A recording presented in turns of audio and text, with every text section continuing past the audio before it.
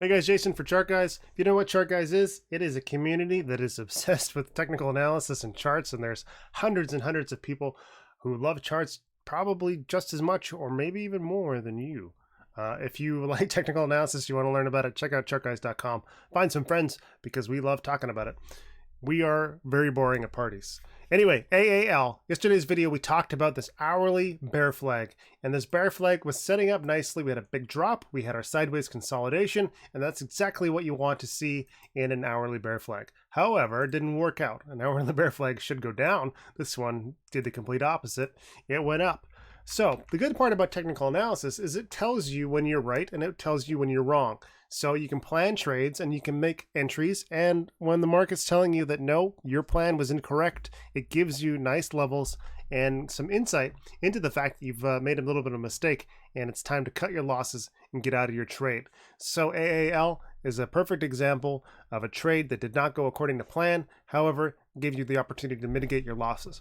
So before I do that, I want to show you another video. I did one on OSTK, a very similar setup. Here's an hourly bear flag. This one played out exactly to spec, and it was a great trade. AAL, a little bit different, but still an hourly bear flag. The big difference is what happens early in the morning. So here we see a very similar drop. We see a very similar reaction on OSTK. We get nice little bumps on low market, meaning low volume in pre-market and after hours.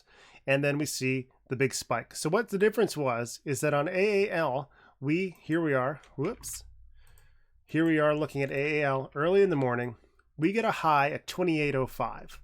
So 28.05 is going to be the highest we want the bulls to go early in the morning. If they are able to get above that level, that means there's more interest than we anticipated, and it's probably not going to drop, especially when we see 1, 2, 3, 4 bars of high bull volume coming into play, and then they buy up everything that was holding the market down pre-market, and we see a big run to 29.25. Monster run, actually. Pretty impressive. So the key was the fact that we established a high pre-market and we broke that almost immediately. If we go to OSTK and we look at the same morning, same situation, same setup, here's that resistance 2067, and we don't even come close to it. We get a lower high on the 5-minute time frame, and then immediately we establish a lower low, break 2006, and just drop. So two very similar setups, two very different outcomes.